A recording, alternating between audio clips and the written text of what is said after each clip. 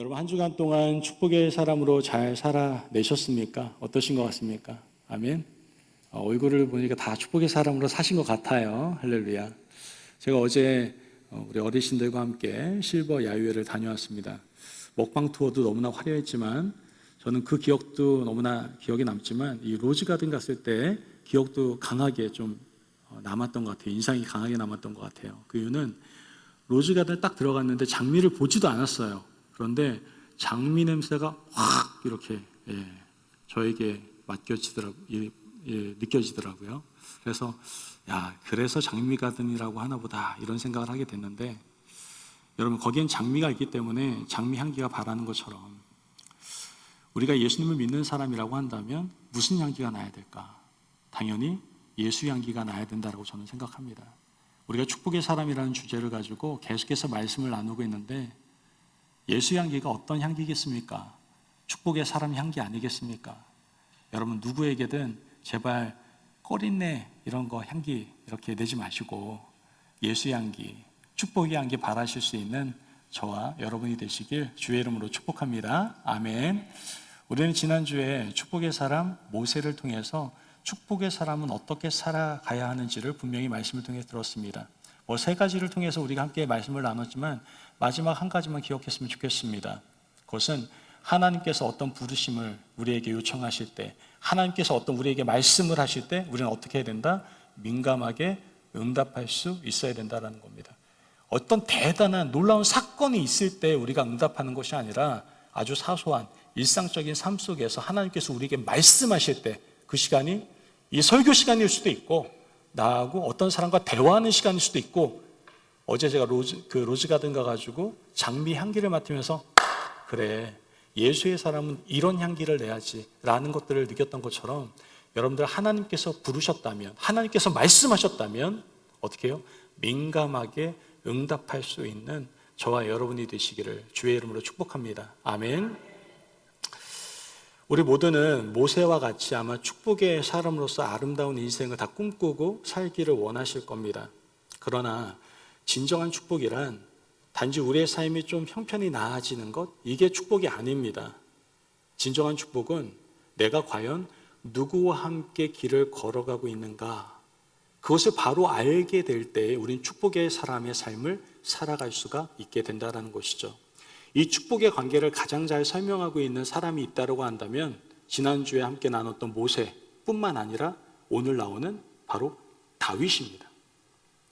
성경 속의 다윗은요, 왕으로서의 위대함보다 하나님과 함께한 사람으로서 더 큰 축복을 누렸던 사람이었음을 우리는 알게 됩니다. 그래서 성경에서 다윗을 뭐라고 얘기합니까? 다윗은 하나님의 마음에 합한 자라. 와, 최고의 칭찬인 것 같아요. 최고의 아름다운 이름인 것 같아요. 성경을 아무리 뒤져봐도 너는 내 마음에 합한 자라, 넌 내 마음을 딱 맞게 행동하는 사람이야 라고 얘기하는 구절을 찾을 수가 없어요. 그만큼 다윗은요, 축복의 사람으로, 예수의 사람으로, 하나님의 사람으로 살아갔던 사람입니다. 오늘 이 시간에 하나님의 마음에 합하여 축복의 사람으로 살았던 다윗을 통해서 우리가 어떻게 축복의 사람으로 살아갈 수 있는지에 대해서 함께 말씀을 나눠보고자 합니다. 오늘 본문은요, 시편 23편입니다. 다윗이 쓴 시 중에서 가장 널리 알려진 사랑 고백의 시입니다. 한 번쯤 다 들어보셨죠? 그죠? 안 들어보신 분 계세요? 하나님 여호와는 나의 목자시니 내게 부족함이 없으리로다. 한 번쯤은 다 들어보셨을 거예요. 그만큼 잘 알려진 시입니다. 이 짧은 6절의 시 안에 축복의 사람 다윗의 삶 전체가 녹아져 있을 뿐만 아니라 다윗이 어떻게 축복의 사람이 될 수 있었는지에 대한 놀라운 비밀이 이 안에 담겨져 있습니다. 자, 그래서 오늘 함께 축복의 사람이 되기 위해서는 어떻게 해야 되는지 이 본문 말씀을 통해서 한번 같이 알아보고자 합니다. 첫째, 본문에서 말하는 건 무엇입니까? 하나님이 나의 목자가 되어야 한다라는 겁니다. 따라해볼까요? 하나님이 나의 목자가 되어야 합니다. 믿으시면 아멘. 하나님이 나의 목자가 되어야 됩니다. 시편 23편 1절에서 2절 말씀을 같이 한번 보도록 합니다. 같이 읽을까요? 시작. 여호와는 나의 목자시니 내게 부족함이 없으리로다. 그가 나를 푸른 풀밭에 누이시며 쉴만한 물가로 인도하시는도다. 자, 여기서 다윗은 하나님을 뭐라고 얘기하고 있습니까? 목자라고 부르고 있습니다. 단지 우리의 목자가 아니라 누구의 목자? 나의 목자라고 얘기하고 있습니다. 이러한 다윗의 고백은요, 다윗이 하나님과 인격적인 관계를 갖고 있었다라는 것을 말씀하고 있는 겁니다. 여러분, 우리 하나님 다 알고 있습니다. 다 이해하고 있습니다. 이 얘기하는 것이 아닙니다. 하나님이 나의 하나님이 될 수 있어야 돼요. 하나님이 나의 개인적인 하나님이 될 수 있어야 돼요. 내가 경험한 하나님, 내가 만난 하나님이 될 수 있어야 된다는 얘기를 하고 있는 겁니다. 그냥 주워 들은 이야기가 아니라 내가 만난 하나님에 대한 경험이 다윗에게는 있었다는 겁니다. 여러분, 축복의 사람이 되기 위해서는요, 이런 하나님과의 인격적인 관계가 있어야 돼요. 다윗은 하나님과 목자와 양과의 관계를 이렇게 맺고 있었다는 걸 성경 우리에게 말씀해 주고 있습니다. 여러분, 축복의 사람으로 살아가기 위해서는요, 하나님을 내 삶의 목자로 모시는 관계로부터 시작된다라는 것을 우리는 꼭 기억해야 됩니다. 여러분, 축복은 관계에서부터 시작되는 겁니다. 누구와의 관계? 하나님과의 관계에서부터 시작되는 겁니다. 그래서 저는요, 우리 성도님들 다 행복하셨으면 좋겠어요. 다 축복받으셨으면 좋겠어요. 축복의 사람으로 살아가셨으면 좋겠어요. 그러기 위해서는 하나님과의 관계가 시작이 되어야 됩니다. 왜요? 축복의 근원이 누구이기에? 하나님이시기 때문에 그렇습니다. 다윗이 하나님과의 관계를 목자와 양의 관계로 고백한 이유는 다른 것이 아닙니다. 다윗이 뭘 했어요? 아버지의 양떼를 돌봤던 목동으로 살았기 때문에 그렇습니다. 다윗은 목동과 양떼의 관계를 너무나 잘 알고 있었어요. 왜? 자신이 직접 해봤거든요. 그래서 그렇게 하나님과의 관계를 목자와 양으로 설정하고 있는 겁니다. 여러분, 양에는 특징이 있어요. 양들 특징이 있어. 양은요, 공격하거나 방어할 수 있는 수단이 없습니다. 날카로운 이빨도 없고요, 방어할 수 있는 단단한 껍질 같은 것도 없습니다. 연약하기 그지없는, 정말 연약할 수밖에 없는 그런 존재다라는 것이죠. 방향 감각도 떨어지고요, 시력도 매우 좋지 않습니다. 그래서 자기들끼리 막 돌아다니다가 낭떠러지에 떨어지기 십상입니다.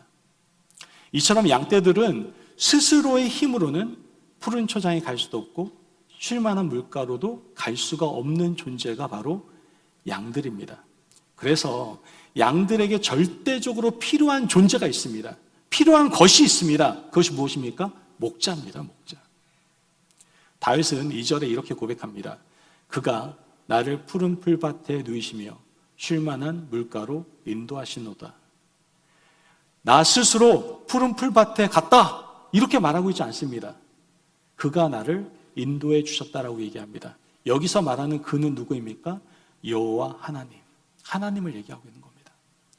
다윗은 자신 스스로 푸른 풀밭에 가서 눕고 쉴만한 물가로 가서 꿀을 먹고 물을 마신 것이 아니라 하나님께서 나를 인도해 주셨다라고 고백을 하고 있는 겁니다. 더 나아가 이와 같은 고백을 하는 다윗은 목자의 인도함을 받는 것이 난 너무나 행복하다, 난 충분히 만족하다라고 고백을 하고 있습니다.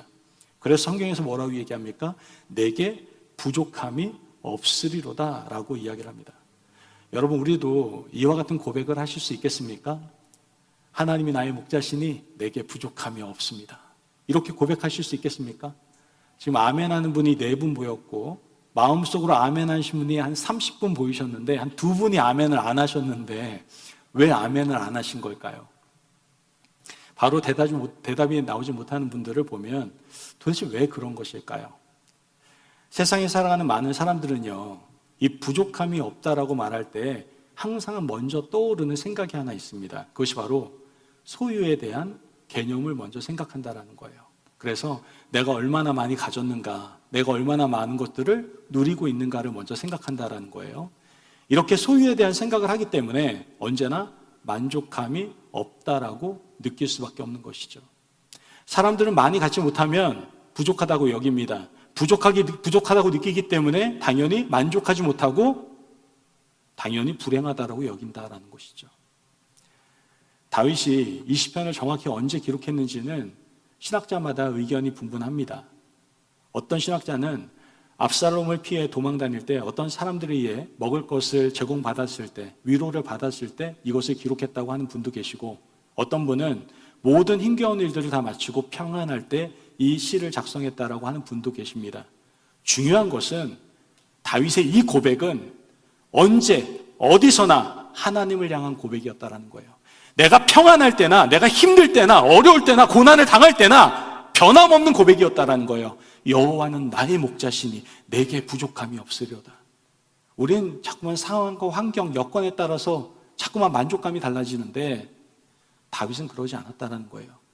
그분이 나의 목자 되어주시기 때문에 난 충분히 만족합니다 라고 고백하고 있다는 것이죠. 여러분, 목자는요, 양떼를 데리고 다닐 때 양들에게 먹일 음식들을 막 싸매고 다니지 않습니다. 그런 목자 보신 적 있습니까? 막 니어커에다 잔뜩 음식 쌓아가지고 양떼 먹이고 다니는 그런 목자 보신 적 있습니까? 없어요.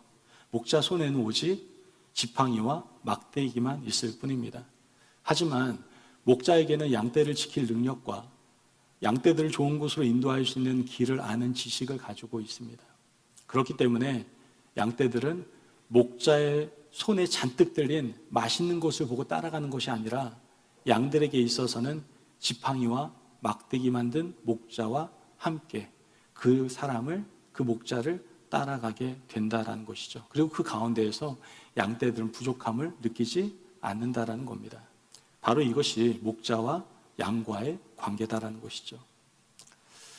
자꾸만 여러분, 내가 무엇을 가졌는지 소유에 집착하지 마시고 하나님께서 나에게 무엇이 되어주셨는지를 생각하시기를 바랍니다. 그러면 내 안에 부족함이 없습니다. 하나님이 나의 목자가 되어주셨습니다. 그분은 나를 너무나 잘 알고 계십니다. 나의 모든 상황을 다 이해하고 계십니다. 그분이 나를 인도하시는 목자가 되어주십니다. 그러므로 우리는 걱정할 필요가 없어요. 이 세상에서 뿐만 아니라 저 영원한 하늘나라, 천국, 아버지의 집에 이르기까지 하나님은 우리의 목자로서 완벽하게 우리를 인도하시기 때문에 우리는 부족함이 없다라는 것이죠. 여러분, 기억하십시오. 세상의 모든 것들은 다 사라집니다. 영원한 것이 없어요, 이 세상 가운데. 그것들은 우리에게 만족함을 줄 수 없고 영원한 것도 아닙니다. 그래서 우리가 앞서 찬양하지 않았습니까? 사람을 보며 세상을 볼 땐 만족함이 없었네. 찬양하지 않았습니까? 찬양만 하면 뭐합니까? 다시 세상 바라보는데, 사람 바라보는데. 여러분, 세상 것 바라보지 마시고 여호와는 나의 목자시니 내게 부족함이 없으리다. 이 고백이 저와 여러분의 고백이 되시기를 간절히 바랍니다. 아멘. 오늘 20편, 23편의 표제어, 이 시의 맨 위에 적혀있는 글이 하나 있는데 그게 다윗의 시입니다. 이 다윗의 시라고 적혀있는데 저는 이 시가 다윗의 시일 뿐만 아니라 바로 저희들의 시가 되기를 간절히 소망합니다.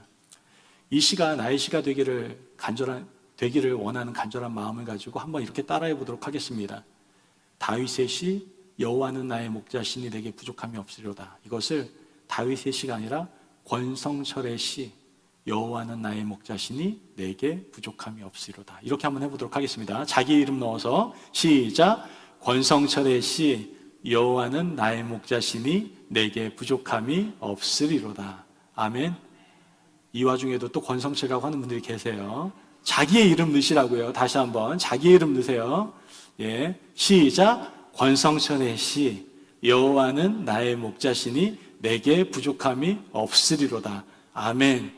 틀릴까봐 주보로 가리면서 하시는 분들도 계세요. 다 보여요, 여기 있으면. 어쨌든 이 시가 저와 여러분의 시가 되었으면 좋겠어요.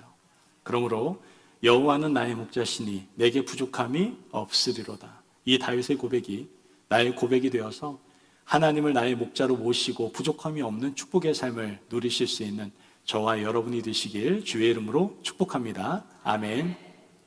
우리가 이 시를 통해서 알아야 되는 축복의 사람이 되기 위해서, 또한 축복의 사람을 살아가기 위해서 어떻게 되느냐? 둘째, 어려움 중에 하나님의 인도와 보호를 의지해야 됩니다. 따라해볼까요? 어려움 중에 하나님의 인도와 보호를 의지해야 합니다. 믿으시면 아멘. 시편 23편 4절 말씀을 보면 내가 사망의 음침한 골짜기를 다닐지라도 해를 두려워하지 않을 것은 주께서 나와 함께 하심이라. 주의 지팡이와 막대기가 나를 안위하시나이다. 여러분, 축복의 사람은 언제나 평탄한 삶만, 평탄한 인생만 살게 되는 것일까요? 어떻게 생각하세요? 인생 평탄? 그렇지 않습니다. 그죠? 앞서 말씀을 나눴던 아브라함, 요셉, 모세, 그리고 오늘 나오는 다윗까지 모두 다 절대로 평탄하지 않았습니다. 다윗은 골리앗과의 싸움, 또 사울의 핍박, 자식의 반란, 또한 자신에 대한 죄의 대가 등 수많은 음침한 골짜기를 지나가야만 했습니다.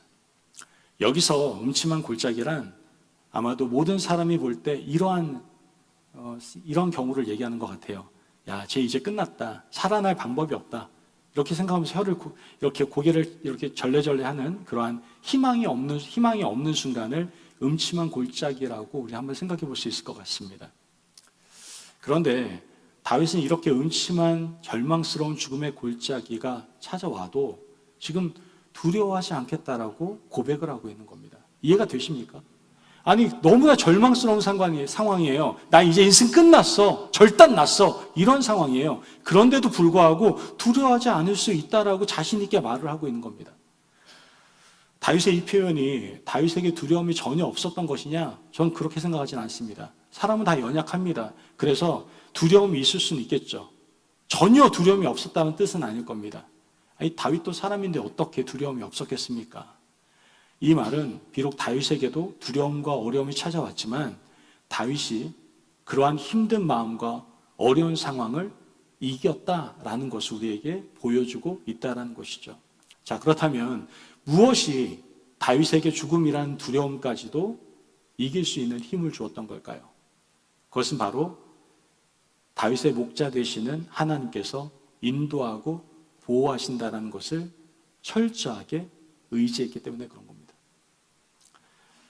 여러분, 4절 말씀을 자세히 보면 다윗이 뭐를 두려워하지 않는다라고 말합니까? 해를 두려워하지 않는다라고 얘기하고 있습니다. 다윗은 자신의 인생 앞에 다가오는 그 어떠한 어려움들도, 또 곤란해 보이는 상황도, 또 마음을 어렵게 하는 그러한 사람들도 결국 마지막에는 자신에게 해가 될 수 없다라고 자신 있게 고백하고 있는 것을 보게 됩니다.